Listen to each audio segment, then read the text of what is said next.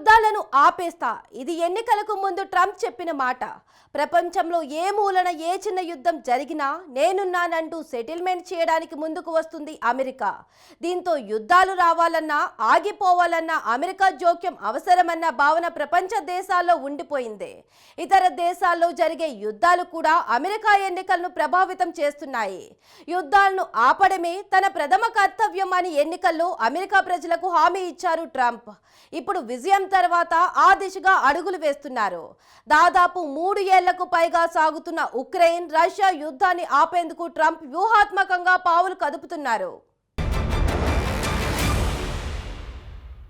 యుద్ధానికి ఉక్రెయిన్ను ఎగదోసిందే అమెరికా.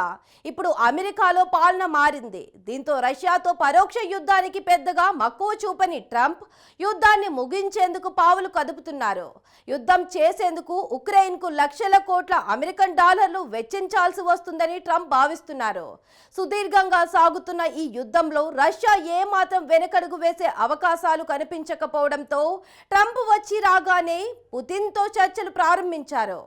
ఆక్రమించిన భూభాగాలను రష్యా ఇవ్వకపోయినా సరే జెలెన్స్కీని ఒప్పించి యుద్ధానికి ముగింపు పలకాలన్న ఎత్తులు వేస్తున్నారు ట్రంప్.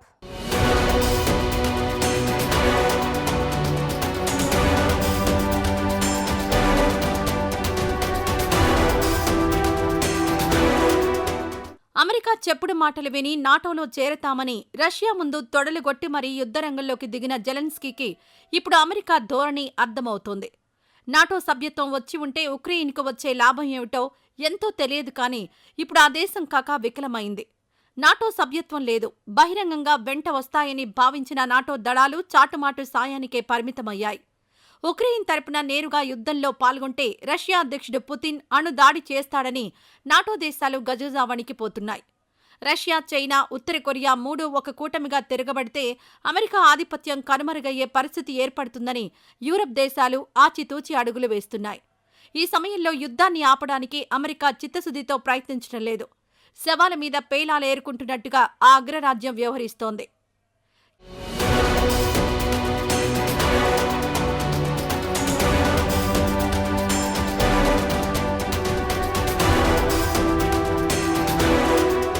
కీవ్ రాజధానిగా కొనసాగుతున్న ఉక్రెయిన్ అనేక సహజ వనరులకు, ఆయుధ సంపత్తికి నిలయం. అమెరికా, రష్యాలు ఎప్పటినుంచో బద్ధ శత్రువులు. ప్రచ్ఛన్న యుద్ధం పరిసమాప్తమైన, సోవియట్ యూనియన్ విచ్ఛిన్నమైన రష్యా, అమెరికాల మధ్య శత్రుత్వం అలాగే కొనసాగుతుంది. అమెరికా సారథ్యంలోని నాటో కూటమిలో ఒకప్పటి తన భూభాగమైన ఉక్రెయిన్ అమెరికా కబంధ హస్తాల్లోకి పోతే అది తమ అస్తిత్వానికి, సార్వభౌమత్వానికి ప్రశ్నార్థకమవుతుందని రష్యా భావించింది.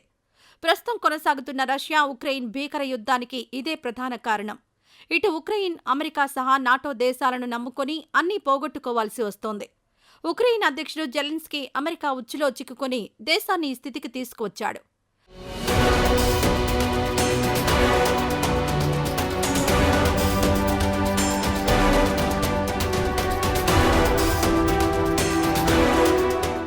అమెరికా మాటలను నమ్మిన ఉక్రెయిన్ ఇప్పుడు తగిన మూల్యం చెల్లించుకుంటోంది.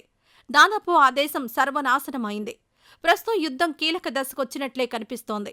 అమెరికాలో ట్రంప్ విజయం సాధించినప్పటి నుంచి అమెరికా అదనపు సాయం దాదాపుగా నిలిచిపోయింది. దీంతో అమెరికాను నమ్మి యుద్ధానికి దిగి దేశంలో 40% భూభాగాన్ని కోల్పోయిన ఉక్రెయిన్ అధ్యక్షుడు జెలెన్స్కీ పరిస్థితి ముందు నుయ్యి వెనుక గొయ్యి అన్నట్లుగా తయారైంది. రష్యా, ఉక్రెయిన్ల మధ్య జరుగుతున్న యుద్ధం ఆ రెండు దేశాలకే పరిమితమైన ఆ ప్రభావం ప్రపంచ దేశాలపై పడింది. ప్రపంచవ్యాప్తంగా చమురు ధరలు పెరిగిపోయాయి. పలు దేశాలు యుద్ధ ప్రభావం వల్ల సంక్షోభం ఎదుర్కొంటున్నాయి. ఉక్రెయిన్కు భారీ నష్టం జరిగింది. ఒకవేళ ఇప్పటికిప్పుడు యుద్ధం ఆగిపోయినా ఉక్రెయిన్ ఇప్పట్లో కోలుకునే అవకాశాలు లేవు. సోవియట్ యూనియన్లో భాగమైన ఉక్రెయిన్ నాటోలో చేరాలని నిర్ణయించుకోవడమే రష్యా ఆగ్రహానికి కారణమైంది. నాటో తన బలగాలను ఉక్రెయిన్లో మోహరించడం రష్యా కోపాన్ని మరింత పెంచింది.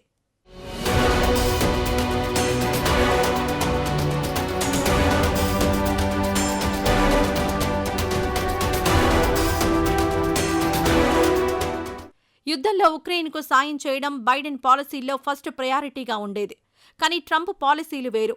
అమెరికా ఫస్ట్ నినాదానికే ట్రంప్ కట్టుబడి ఉన్నారు. దీంతో ఇతర దేశాల్లో జరిగే యుద్ధాలకు, అందులోనూ ఓడిపోతామని తేలిపోయిన యుద్ధానికి మరిన్ని నిధులు ఖర్చు చేయడం దేనికని ట్రంప్ భావిస్తున్నారు. బైడెన్ హయాంలో కూడా కాంగ్రెస్లోని రిపబ్లికన్ సభ్యులు ఉక్రెయిన్కు నిధులివ్వడాన్ని వ్యతిరేకించారు. ఇప్పుడు అమెరికా రిపబ్లికన్ల వశమైన నేపథ్యంలో ఉక్రెయిన్కు ఆర్థికంగా సాయం చేసి యుద్ధాన్ని నడిపించటం కంటే యుద్ధాన్ని ఆపేసి డాలర్లను ఆదా చేసుకోవడమే బెటర్ అన్న అభిప్రాయానికి ట్రంప్ వచ్చేశారు.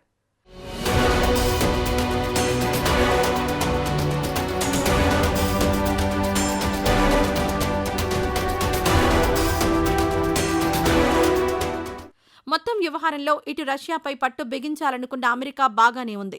అటు భీకర యుద్ధం చేసిన రష్యా బాగానే ఉన్నా అమెరికాను నమ్ముకుని యుద్ధంలోకి దిగిన ఉక్రెయిన్ పరిస్థితే రోడ్డు వైండింగ్లో సగం పోయిన ఇల్లులా తయారైంది.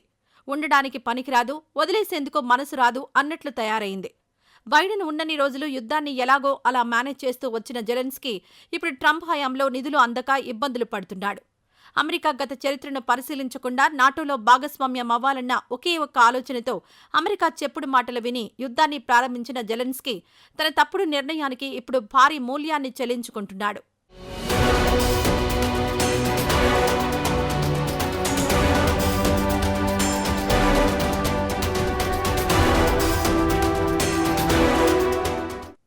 తమ స్వార్థం, అవసరాల కోసం ఇతర దేశాలను దగ్గరకు తీసి ఆపద సమయంలో వదిలేయడం అమెరికాకు అలవాటు. తాజా ఉక్రెయిన్ ఘటన సహా చరిత్రను పరిశీలిస్తే అమెరికా విశ్వసనీయత అర్థమవుతోంది. అమెరికా, నాటో దేశాలను నమ్మిన ఉక్రెయిన్ ఘోరంగా దెబ్బతింది. ఇప్పుడు అన్నీ కోల్పోయిన తర్వాత శాంతి చర్చలు అంటూ అమెరికా కొత్త రాగం అందుకోవడంతో ఉక్రెయిన్కు ఏం చేయాలో పాలుపోవడం లేదు.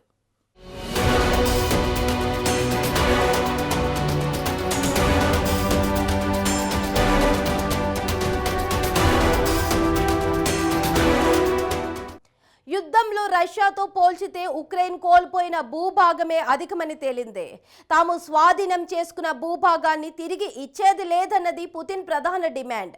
దీంతో యుద్ధం చేసిన ఉక్రెయిన్కు ఫలితంగా దక్కకపోగా 2022తో పోల్చితే ఇప్పుడు మరీ కొంత భూభాగం కోల్పోవలసి వచ్చింది. ఇటు లక్షలాది సైనికులు ప్రాణాలు కోల్పోయారు. అమెరికాను నమ్ముకుని యుద్ధంలో దిగిన ఉక్రెయిన్ పరిస్థితి రెంటికి చెడ్డ రేవడిలా తయారైంది.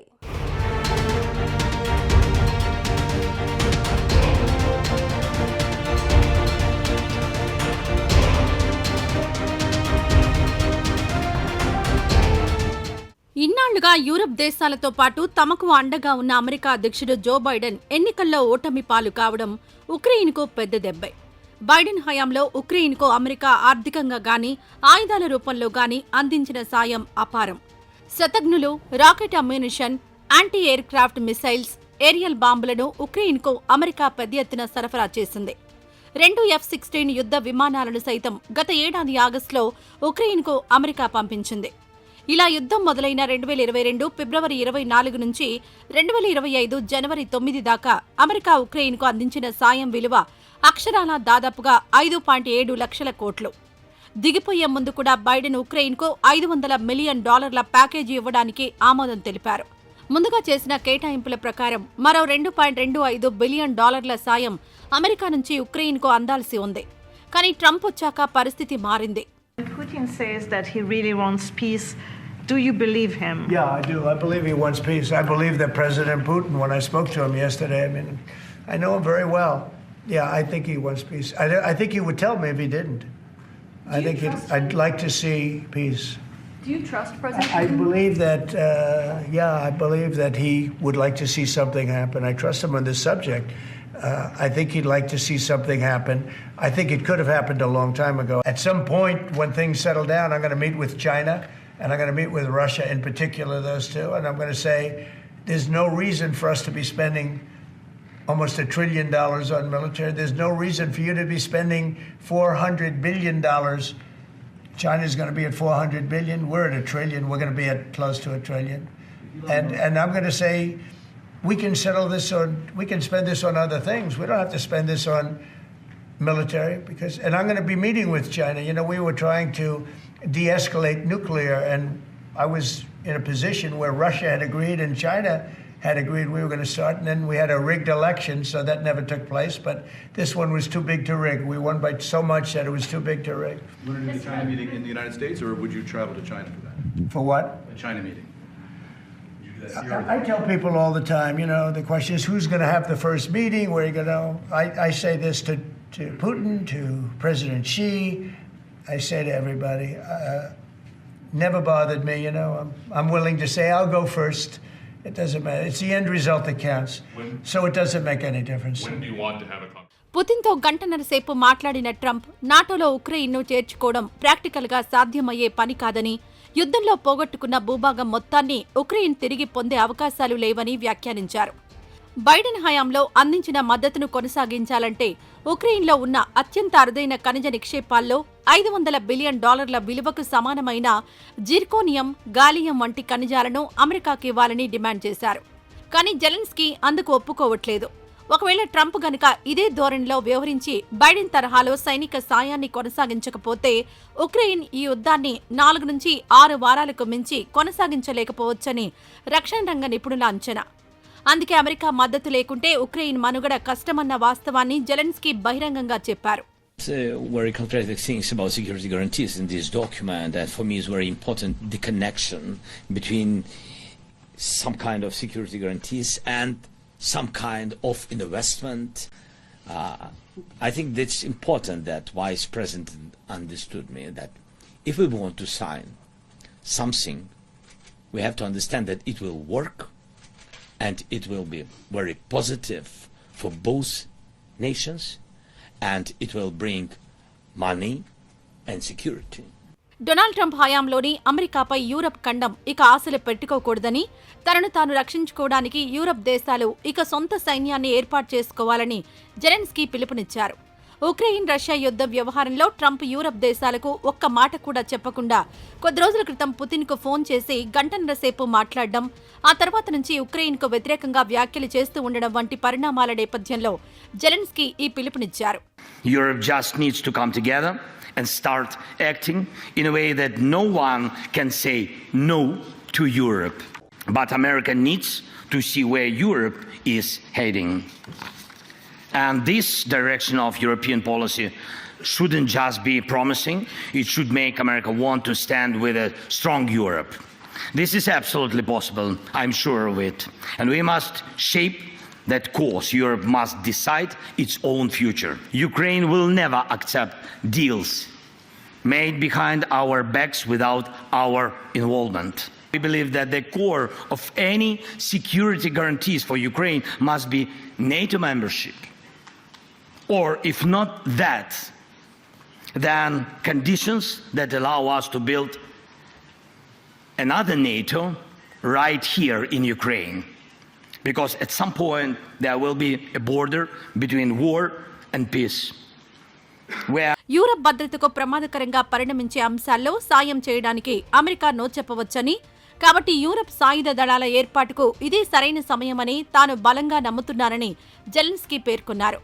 అంతేకాదు ఉక్రెయిన్కు చోటు లేకుండా తమ వెనకాల జరిగే ఒప్పందాలను తాము ఎన్నటికీ ఒప్పుకోబోమని ఆయన తేల్చి చెప్పారు. నిజానికి యూరప్ దేశాలు కూడా ట్రంప్ తీరుతో ఇప్పటికే అప్రమత్తమయ్యాయి. ఫ్రాన్స్ అధ్యక్షుడు మేక్రాన్ నేతృత్వంలో పలు దేశాలు భేటీ అయి ఈ అంశంపై చర్చించాయి. త్వరలో సౌదీ అరేబియాలో రష్యా, ఉక్రెయిన్ ప్రతినిధుల మధ్య శాంతి చర్చలు ఏర్పాటు చేయనున్నట్టు ట్రంప్ యంత్రాంగంలోని సీనియర్ అధికారులు ప్రకటించడం, తమ ప్రమేయం ఏమీ లేకుండా శాంతి చర్చలు జరగడం యూరప్ దేశాలకు మింగుడు పడట్లేదు. And I urge you to act for your own sake. Many leaders have talked about Europe that needs its own military, an army of Europe. I really believe that time has come. The armed forces of Europe must be created. Without Ukraine's army, Europe's armies will not be enough to stop Russia. It's reality for today. Only our army in Europe has real modern battlefield experience. But our army alone is not enough too. And we need what you can provide: weapons, training, sanctions, financing, political pressure, and unity. Everything needed to protect lives in modern war should be produced in Europe fully. Europe has everything it takes. ఈ యుద్ధంలో ఉక్రెయిన్ను Russia సులభంగా ఓడించేస్తుందని చాలా మంది భావించారు. కానీ America, Europe దేశాల సహకారంతో Ukraine తన పోరాటాన్ని కొనసాగిస్తూ వచ్చింది. అయినా యుద్ధంలో రష్యా ఉక్రెయిన్ భూభాగాన్ని గణనీయంగా ఆక్రమించుకోగలిగింది. ముఖ్యంగా ఉక్రెయిన్ తూర్పు భాగంలోని డోన్ బోస్, కూరకోవ్ను ఆక్రమించి ఈశాన్య భాగంలోని పోక్రోవ్స్క్ దిశగా రష్యన్ సేనలు కదులుతున్నాయి. అటు దక్షిణాదిన ఇప్పటికే తమ భూభాగంలో విలీనం చేసుకున్నట్టుగా ప్రకటించిన ఖేర్సోన్, జాపోరిజియా, లుహాన్స్క్, డొనెట్స్క్ ప్రాంతాల్లో రష్యా మార్షల్ లా కూడా విధించింది. మొత్తం మీద ఈ యుద్ధం మొదలైనప్పటి నుంచి రష్యా తొలి 6 నెలల్లో 119,000 చదరపు కిలోమీటర్ల మేర ఉక్రెయిన్ భూభాగాన్ని ఆక్రమించిందని అంచనా.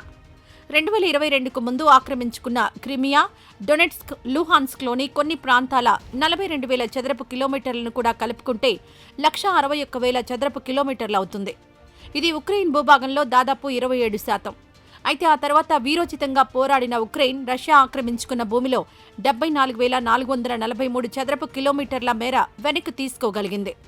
అయినప్పటికీ ఉక్రెయిన్ భూభాగంలో 18% ఇప్పటికీ రష్యా ఆధీనంలోనే ఉంది.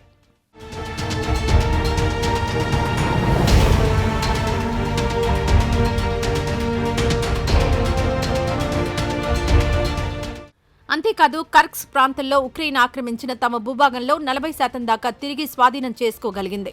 కానీ ఈ క్రమంలో లక్షల మంది ఉక్రెయిన్ సైనికులు ప్రాణాలు కోల్పోయారు. ఉక్రెయిన్ ప్రజలు భారీగా సమీప యూరప్ దేశాలకు వలసపోయారు. దీంతో దేశం ఇప్పుడు మరుభూమిలా మారింది.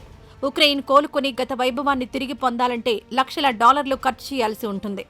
అయితే ఉక్రెయిన్ పునర్నిర్మాణానికి డబ్బులు వెచ్చించినా అక్కడికి తిరిగి వచ్చేందుకు ఉక్రెయిన్ ప్రజలు సిద్ధంగా ఉన్నారా అంటే లేరనే చెప్పాలి.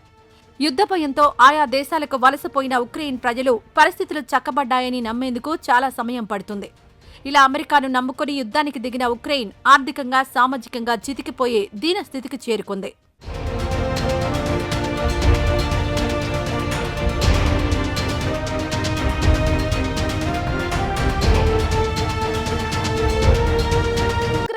ట్రంప్ స్టాండ్ ఏంటి? రష్యా ఉక్రెయిన్ యుద్ధాన్ని ఎలా ఆపబోతున్నారు? ఉక్రెయిన్ నుంచి ట్రంప్ ఏం కోరుకుంటున్నారు? పుతిన్తో గంటన్నర ఫోన్ కాల్ మాట్లాడేంతగా ఏం చర్చలు జరిగాయి?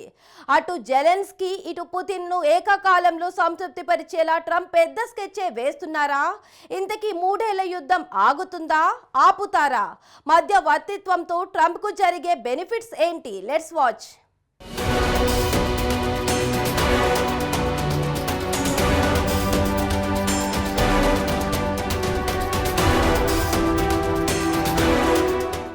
నాటోలో సభ్యత్వం పేరుతో అమెరికాను నమ్ముకుని యుద్ధానికి దిగిన ఉక్రెయిన్ 3 ఏళ్లుగా మారణ హోమాన్ని చూస్తోంది. రష్యా ఉక్రెయిన్ యుద్ధం మొదలై 3 ఏళ్లు పూర్తవబోతోంది. రాత్రి వేళల్లో డ్రోన్ క్షిపణి దాడులు జరుగుతున్నాయి. ఆశ్చర్యకరమైన విషయం ఏమిటంటే 2 దేశాలు కూడా తమ వాళ్లు ఎంతమంది చనిపోయారో అసలైన లెక్కలు బయట పెట్టుకోవడం లేదు. ఏ దేశాన్ని నమ్ముకుని ఉక్రెయిన్ యుద్ధాన్ని ప్రారంభించిందో ఇప్పుడు అదే దేశం నమ్మించి మోసం చేయడంతో ఏం చెయ్యాలో తెలియక తలపట్టుకుంటున్నారు ఉక్రెయిన్ అధ్యక్షుడు జెలెన్స్కీ. చేసిన యుద్ధం చాలు, ఇకో యుద్ధానికి వీడ్కోలు పలుకుదామనుకుంటున్న ట్రంప్ మాటలతో ఉక్రెయిన్ అధ్యక్షుడు జెలెన్స్కీ తెల్లమొహం వేస్తున్నారు.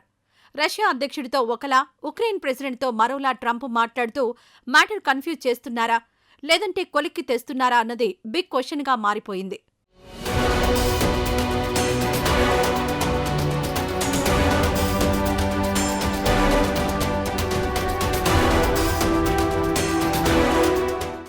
అమెరికాలో రిపబ్లికన్, డెమోక్రాట్ పార్టీలు రెండు భిన్న ధృవాలు.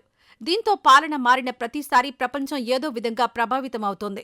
యుద్ధానికి దిగితే వెనకుండి నడిపిస్తామని గత అమెరికా పాలకులు చెబితే యుద్ధం ఎలాగూ ఓడిపోతాం కాబట్టి యుద్ధాన్ని ఆపేద్దామని ప్రస్తుత పాలకులు చెబుతున్నారు. ఈ విషయంలో ట్రంప్ కాస్త దూకుడుగా వ్యవహరిస్తూ ఇప్పటికే పుతిన్కు ఫోన్ చేసి మాట్లాడారు.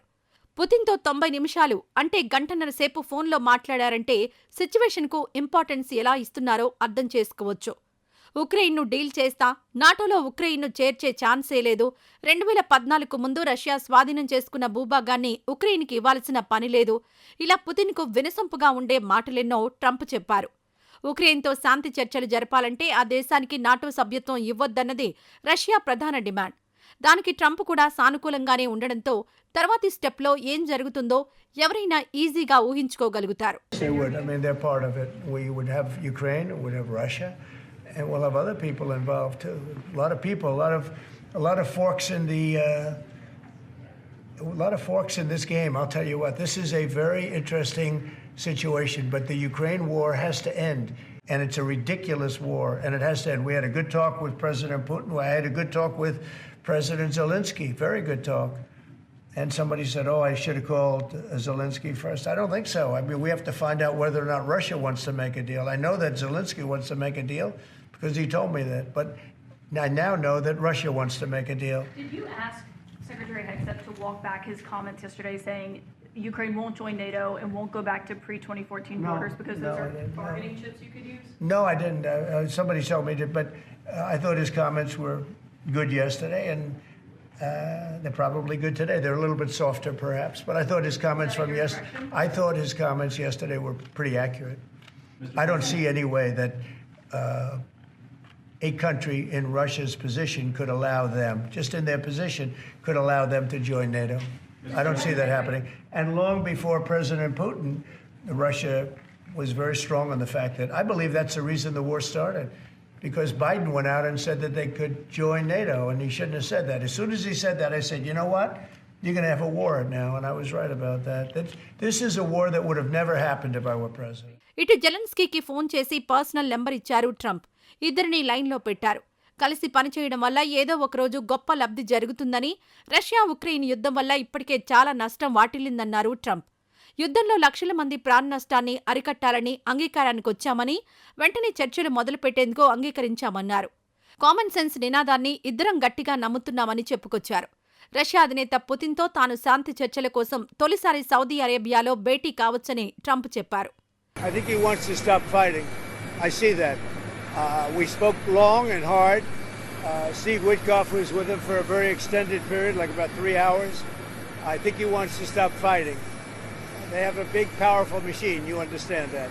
And they defeated Hitler and they defeated Napoleon. You know, they've been fighting a long time. They've done it before.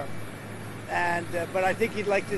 I think he would like to stop fighting. No, I think he wants to stop. That was my question to him, because if he's going to go on, that would have been a big problem for us, and that would have caused me a big problem because you just can't let that happen. I think he wants to end it, and they want to end it fast, both of them. And Zelensky wants to end it too. Sir, when do you think that could actually happen? When do you think the fighting can stop? Well, we're working to get it done. I mean, you know, it's too bad it started. It would have been a lot easier to end it before it started, right? అమెరికాకు ఏదో రకంగా ఉపయోగం లేని పని Trump ఏదీ చేయరు.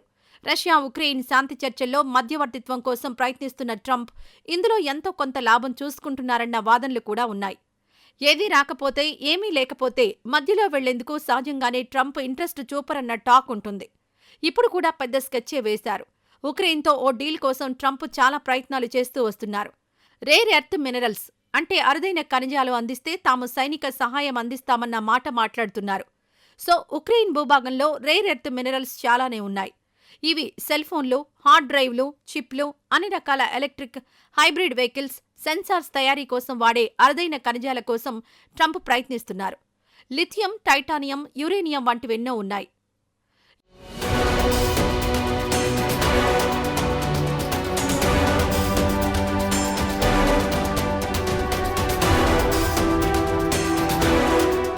European commission ఉక్రెయిన్ను 20కి పైగా కీలకమైన ముడి లోహాలు సప్లై చేసే దేశంగా గుర్తించింది. ఈయూలో ఆ దేశం చేరడం వల్ల యూరోపియన్ ఆర్థిక వ్యవస్థ బలోపేతం అవుతుందని ఇదివరకే నిర్ధారించింది. 2021లో ఉక్రెయిన్ ఖనిజ పరిశ్రమ దేశ స్థూల దేశీయోత్పత్తిలో 6.1%, అలాగే ఎగుమతుల్లో 30% వాటాను కలిగి ఉన్నట్లు తేలింది. అందుకే ఈ రేర్ ఎర్త్ మినరల్స్ కోసం చైనాపై అతిగా ఆధారపడే పరిస్థితి నుంచి బయటపడేందుకు అటు అమెరికా, ఇటు ఈయూ రెడీగా ఉన్నాయి. అయితే ట్రంప్ ఈ విషయంలో ముందడుగు వేసి జెలెన్స్కీని లైన్లో పెట్టారు. అందుకే శాంతి చర్చల విషయమంటూ ఈ ఆలోచన చేశారా అన్నది కూడా తెరపైకొస్తోంది. 3 ఏళ్లుగా యుద్ధం కారణంగా ఉక్రెయిన్లో రేర్ ఎర్త్ మినరల్స్ ఎక్కువగా వాడకంలో రాలేదు.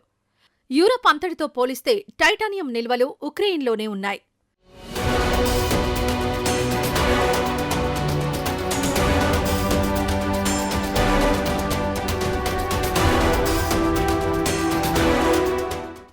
బ్యాటరీలు, సిరామిక్స్, గాజును ఉత్పత్తి చేయడానికి అవసరమైన లిథియం కూడా ఇక్కడే ఎక్కువగా ఉంది.